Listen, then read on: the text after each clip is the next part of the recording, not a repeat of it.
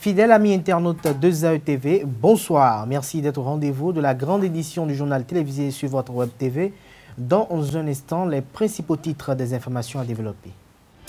La direction départementale des infrastructures et des transports de l'Atlantique et du littoral grouille d'usagers de la route depuis l'effectivité de la répression entamée par les éléments de la police républicaine contre les motos sans plaque d'immatriculation. À suivre dans ce journal les difficultés auxquelles sont confrontés les usagers malgré leur bonne volonté. Le Bénin Investment Forum BIF, initié par la Fondation Wanou, a pris fin ce jour à Cotonou. Les startups et entreprises désireuses de s'installer dans notre pays se sont familiarisées avec l'environnement économique national. Entre rencontres, présentations de produits et échanges B2B, les participants présents à ces assises sont repartis satisfaits.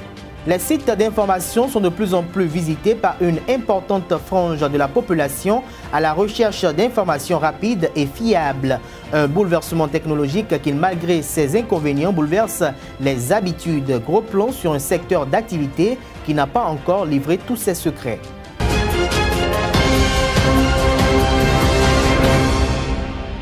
Bonsoir à nouveau chers amis internautes. L'économie numérique connaît depuis quelque temps un essor et le Bénin ne compte pas rester en marge de cette révolution. Une ère qui a conduit à la création des sites d'information qui s'observent de plus en plus et qui sont plus pratiques avec l'accessibilité des uns et des autres au smartphone et à la connexion Internet. Au Bénin, il existe plusieurs sites d'actualité qui informent en permanence les Béninois, qu'ils soient au pays comme à l'étranger, sur l'actualité nationale. Nous vous proposons de suivre ici un élément réalisé sur l'animation des sites d'information en ligne avec Scholastique Ariane Azoman.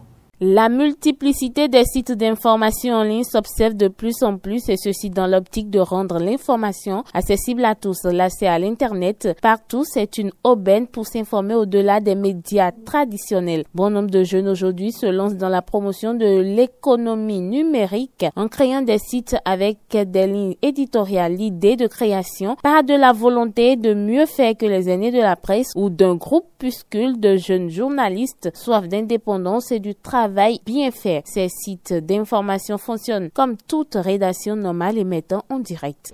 L'idée de mettre en place un site d'information est née. Donc voilà, avec l'aide d'un webmaster, tout le travail technique a été fait. Et puis bon, le contenu, nous, on s'en est occupé. Bénin Web TV est parti d'un petit constat. Vous savez, chez nous au Bénin, nous avons toujours l'habitude de critiquer. Et j'en faisais partie aussi. Donc, je critiquais beaucoup les journaux qui sortaient. Et un jour, je me suis dit, bon, ok, il est temps maintenant qu'on cesse de critiquer. Il est temps vraiment qu'on montre que ce que nous avons l'habitude de critiquer, ce que nous avons l'habitude de dire, de formuler comme critique, qu'on est capable de mettre en œuvre. La différence que, contrairement à la presse écrite où il faut attendre le lendemain, ici on n'attend pas le lendemain, mais ça va très très vite. Donc ici chez nous, nous avons notre conférence de rédaction hebdomadairement, c'est-à-dire que nous faisons une conférence de rédaction tous les lundis matins. Pour faire le bilan de ce qui s'est passé pendant la semaine et pour donner les nouvelles orientations pour la semaine à venir. Le Bénin est encore en retard dans le domaine du numérique. Très peu d'hébergeurs dont la qualité du service est défaillante. Les promoteurs des sites d'information sont obligés d'héberger leurs sites à l'extérieur. Grâce aux différentes applications, ces promoteurs ont la possibilité de mesurer leurs audimat. Au début, quand on a voulu créer le site, on a pensé l'héberger au Bénin, mais il s'est fait que les hébergeurs d'ici n'ont pas la capacité d'héberger la plupart des sites. Donc, on n'est pas hébergé au Bénin, on est hébergé à l'extérieur. Et malheureusement, nous ne disposons pas de véritables services d'hébergement ici au Bénin. Et c'est un peu dommage. Donc, pour s'offrir de vrais services de qualité, vous êtes obligé de requérir un peu à l'extérieur. J'avoue que par mois, on est autour de 300 000 personnes qui visitent le site. Voilà, donc en fonction de l'actualité, ça peut varier. Il y a des jours où on est un peu plus de 5 000 visites par jour. Il y a des jours où on va au-delà des 10 000, 15 000, 12 000. Et donc, c'est pas fixe. Généralement, chez nous, on a constaté que entre midi et minuit, vraiment, nous avons une courbe très, très ascendante d'audience. dans la journée. Un décret annoncé récemment par le gouvernement va entraîner dans les jours à venir une hausse des coûts de communication, aussi bien les appels téléphoniques que les forfaits Internet. Une situation que déplorent les promoteurs et qui va sans doute ralentir le travail qu'abattent les journalistes de ces sites. Indubitablement, ça va impacter le travail qu'on va faire. Et c'est ça qui est toujours dommage dans notre pays et ça fait que ça vous révèle. Dans l'intention d'animer tous les secteurs d'activité, des fausses informations sont divulguées et ces sites d'information n'échappent pas aux fake news, mais la manière est toujours trouvée pour rectifier le tir. J'avoue que c'est vraiment compliqué. Récemment même, il y avait des informations qui sont tombées qu'on n'a pas pu traiter parce que on prend toujours, nous, à Banto, le soin de vérifier l'information avant de publier. Bien que la création des sites d'information est de plus en plus fréquente, on est tenté de dire que le web est rentable et par conséquent nourrit son homme, et ce grâce aux annonceurs.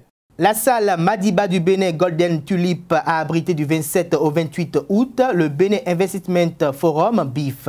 Initiée par la Fondation Wanou, cette conférence informe les startups et les entreprises désireuses de s'installer au Bénin, de se familiariser avec l'environnement économique national et de rencontrer des partenaires ou de présenter leurs produits et prestations. Geneviève Degbello et Zénab Derneville pour le compte rendu de cette cérémonie.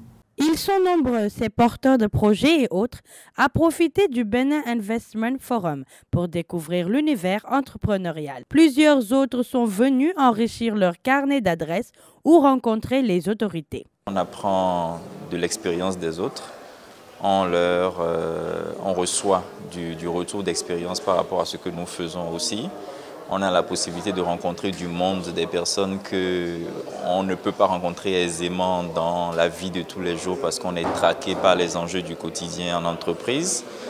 On n'a pas forcément toujours la facilité d'obtenir un rendez-vous formel, mais ici, on peut aller croiser le ministre, le chef d'entreprise, le client potentiel, le fournisseur qu'on recherchait. Voilà, donc c'est l'intérêt pour nous, en tant que chef d'entreprise, donc premiers commerciaux de nos entreprises respectives, de venir faire à la fois de la prospection, mais également du relationnel et du réseautage sur ce genre d'événements. Le BIF, le Bénin Investment Forum, est une occasion pour nous de faire savoir ce que nous faisons et aussi d'apprendre ce que les autres sont en train de faire. Certains participants ont plutôt décortiqué l'environnement économique béninois et les réformes dont il fait l'objet. Tout investissement immobilier est censé être rentable. Bon nombre de nos investissements immobiliers ne sont pas rentables. Et quand nous, aujourd'hui, on parle de rentabilité, c'est en termes de temps d'amortissement en fait, de l'investissement, qui est en fait entre 8 et 10 ans. Je suis aussi là quand même pour répondre aux questions des participants concernant tous les aspects liés à la fiscalité béninoise et à tout ce qui est affaires douanières. Les organisateurs se réjouissent de l'engouement autour de cette première édition. Les membres de la Cour de répression des infractions économiques et du terrorisme CRIET ont officiellement pris fonction ce lundi 25 août. À la faveur d'une audience solennelle tenue à la Cour d'appel de Cotonou hier, dans la matinée, le président de la Cour suprême Ousmane Batoko a procédé à l'installation du président de la CRIET Cyriaque Dossa et du procureur spécial après la dite Cour Gilbert Ulrich Togbonon, en présence du ministre de la Justice et de la Législation Séverin Quenom et d'autres personnalités administratives et judiciaire. Leur installation fait suite à la promulgation de la loi 2018-13 du 2 juillet 2018 modifiant et complétant la loi numéro 2001-37 du 27 août 2002 portant organisation judiciaire en République du Bénin et création de la Cour de répression des infractions économiques et du terrorisme CRIET. La cérémonie d'installation des membres de la dite Cour s'est déroulée en 3 audiences. Retour sur les attributions de cette Cour et le contexte qui a suscité sa création. Au terme de l'article 5 alinéa 2, 3 et 4 de la loi 2018-13 du 2 juillet 2018, je cite, la Cour de répression des infractions économiques et du terrorisme est une juridiction spéciale à compétence nationale. Il lui est attribué la répression du crime du terrorisme, des délits et crimes à caractère économique, tels que prévus par la législation pénale en vigueur, ainsi que la répression du trafic de stupéfiants et des infractions connexes. Outre la voie de la flagrance, elle est saisie par un arrêt de renvoi de la commission d'instruction prévue par la présente loi. Fin de citation. Le moins qu'on puisse dire est que la Cour ne manquera ni de matière ni de clients. Monsieur Cyriaque Dossa et Ulrich Gilbert Togono, par décret numéro 2018-329 du 25 juillet 2018, vous avez été nommés respectivement président et procureur spécial de la Cour de répression des infractions économiques et du terrorisme. Au nom de la Cour suprême et à mon nom propre, je voudrais vous adresser ici même mes vives et chaleureuses félicitations. En plus de la légitimité et de la fierté que vous éprouvez en ce moment, c'est au sens du devoir et de la responsabilité que je voudrais vous convier. La Cour de répression des infractions économiques et du terrorisme sera ce que vous en aurez fait, vous et tous les premiers membres de cette juridiction, mais plus que les autres. Monsieur le Président, Monsieur le Procureur spécial, vous en êtes à la fois la figure et la voix. La figure et la voix, vous l'êtes, puisque primus inter pares, premier entre les égaux, vous incarnez la Cour et son parquet. Donc vous aurez à récolter en premier le respect, mais tout aussi le blâme et la couronne d'épines en cas de faillite. Magistrat remplissant les conditions d'ancienneté prévues par la loi, vous avez le profil des fonctions. Pour ce que je sais personnellement de chacun de vous, et si j'en juge aussi par les informations contenues dans vos curricula vitae. Je ne reviendrai pas sur les détails de vos parcours respectifs, présentés tantôt par M. le procureur général près la Cour suprême. Mon souhait est qu'à la science, il faut que vous alliez la conscience. Tant il est vrai que le naufrage de la conscience rend méconnaissable la science. Depuis la répression inopinée engagée par les éléments de la police républicaine contre les engins non immatriculés, le week-end écoulé, les Béninois ont pris d'assaut la direction départementale des infrastructures et des transports de l'Atlantique et du littoral pour ne pas tomber dans les mailles des agents des forces de l'ordre. Cependant, malgré la bonne volonté qui les anime, ils sont confrontés à des difficultés non négligeables sur le terrain. Une équipe de nos reporters dépêchés sur les lieux a pu s'enquérir de cette situation tumultueuse. Le constat est signé Anita Marcos et Larios Adiagbenon. Nous ne sommes ni sur un parc de vente des engins à deux roues, ni sur un parking de garde-vélo, mais dans l'enceinte de la direction départementale des infrastructures et des transports de l'Atlantique et du littoral. Leurs propriétaires y sont pour se conformer aux exigences de l'immatriculation des motos, chacun selon sa situation. Si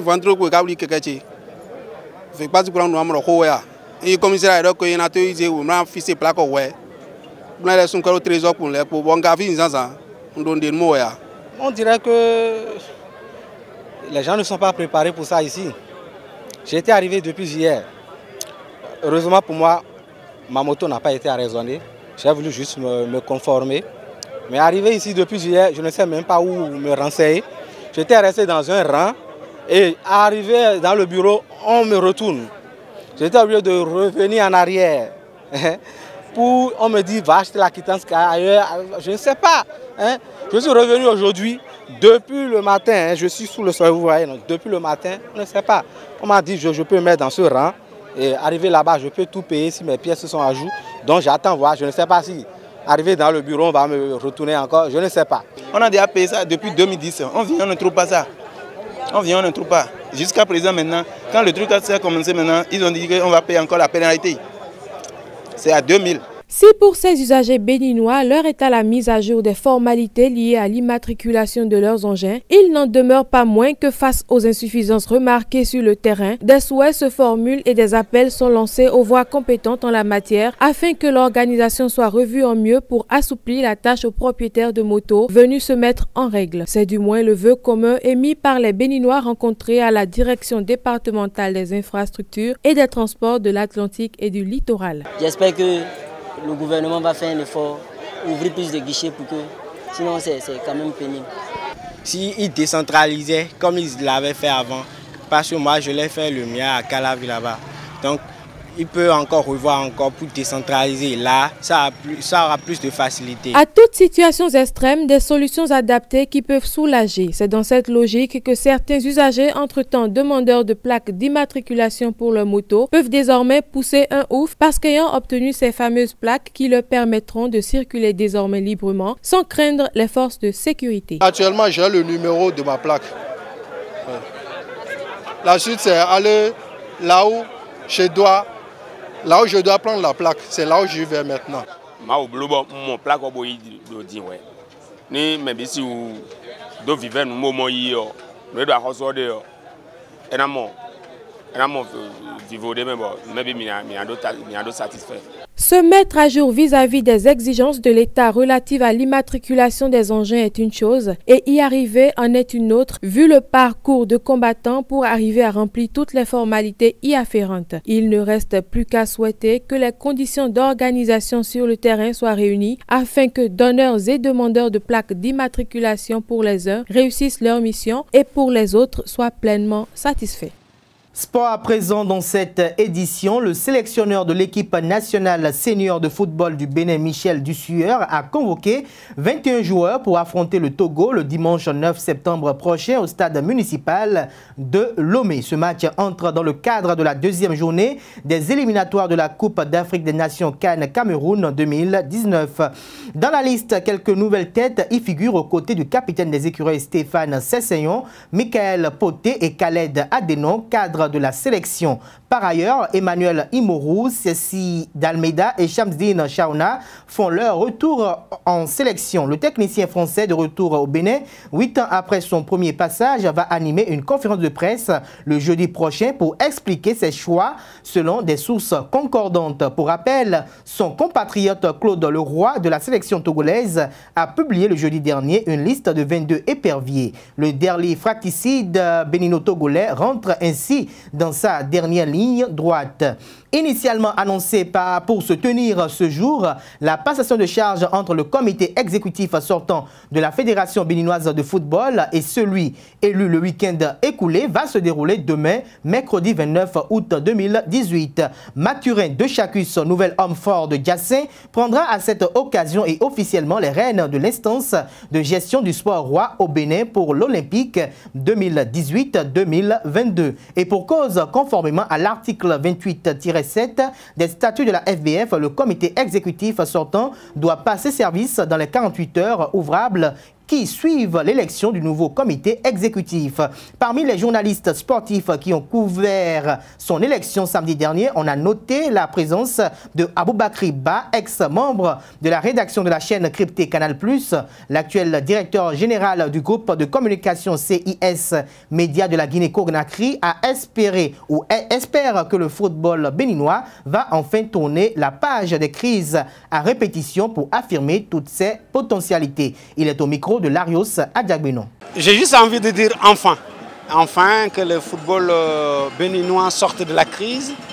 Enfin surtout parce que le football béninois avait entamé une très belle phase, de progression, minée par des problèmes de gouvernance, par des problèmes au niveau des instances. Aujourd'hui, maintenant on a presque envie de dire place au foot, place au talent, place à l'envie de cette jeunesse béninoise de démontrer quelque chose, parce que je ne suis pas d'accord qu'on dise que le Bénin c'est un petit pays de football. Non, c'est pas vrai. Le Bénin a son mot à dire. Quand les choses étaient bien organisées, le Bénin avait prouvé quelque chose. Il y a une histoire à écrire, une très belle histoire à écrire pour ce football béninois. Et heureux surtout de voir que le dénouement s'est passé avec quasiment un consensus. Et ça, c'est très rare. J'ai presque envie de dire qu'il y a un modèle béninois. En matière de démocratie et de transition démocratique, il y avait un modèle béninois. Le Bénin avait impulsé un modèle qui a fait tache d'huile. J'ai envie que ce modèle-là, qui a présidé à l'élection du nouveau président de la fédération, fasse tache d'huile un peu partout en Afrique. Qu'on arrive à des consensus, qu'on arrive à donner de la confiance, à donner de la puissance et de la légitimité à un président qui arrive seul avec une liste, investi de la confiance de quasiment de toute la classe dirigeante du football au Bénin, pour qu'il puisse avoir les coups de franche, entamer des réformes et impulser un nouveau départ au football béninois. Avec le Bénin, il n'y a pas eu de véritable continuité parce qu'il y a eu les crises, les réformes, les entraîneurs qui viennent, des joueurs qui émergent à gauche et à droite. Le football béninois, je pense, a besoin de stabilité sur une longue durée pour affirmer véritablement sa puissance. Le sentiment global qui m'anime en regardant le foot béninois, c'est ce gâchis. J'ai l'impression qu'il y a un énorme gâchis parce qu'il y a cette instabilité au niveau de la gouvernance du football. Maintenant, comme tout le monde l'a promis, à partir de cette assemblée, c'est un nouveau départ. Un nouveau départ, ça veut dire simplement qu'enfin, on va arrêter ce gâchis. Enfin, le Bénin, les footballeurs béninois pourront montrer la pleine mesure de leur talent parce qu'ils en ont du talent. Restons avec Aboubakry Ba, le reporter sportif sénégalais, analyse cette fois l'impact du match Togo-Bénin, premier grand texte pour la nouvelle équipe à la Fédération béninoise de football. Il est encore au micro de Larios Adiagbeno. Vous savez, quel que soit le contexte, quel que soit l'entraîneur, quel que soit les joueurs, quelle que soit la situation, un Bénin-Togo, c'est toujours un grand match. Un grand derby, c'est peut-être l'une des capitales les plus proches de la sous-région. C'est toujours un gros match, c'est un autre contexte, c'est un contexte de qualification pour la Coupe d'Afrique des Nations. Il ne faut pas non plus qu'on juge le nouveau président sur ce match-là, qui va arriver le week-end prochain. J'ai parlé tout à l'heure de force, ce consensus, avoir plus de 13% des voix dans une élection, c'est très rare. Cette force-là doit inciter le nouveau président à entamer des réformes en profondeur. Et les réformes en profondeur ont besoin de temps pour prendre. Ces réformes ont besoin de temps pour mûrir. Ce n'est pas sur un match, c'est pas le week-end prochain qu'on va avoir ces résultats-là, c'est sur la durée. Mais il n'y a pas d'excuse. Quel que soit le temps, quel que soit le président, quel que soit l'entraîneur, quel que soit les joueurs, quel que soit le contexte, en Bénin-Togo, c'est toujours un gros match comme on les aime, dans la sportivité, un derby, un gros derby sous-régional qui, j'espère encore une fois, fera parler le foot, consacrera la victoire du football. Mesdames et messieurs, c'est la fin de cette édition du journal télévisé sur Euzal TV. Merci pour l'attention. Passez une agréable soirée en compagnie de nos programmes sur les www.euzaltv.com. Bonne soirée à toutes et à tous.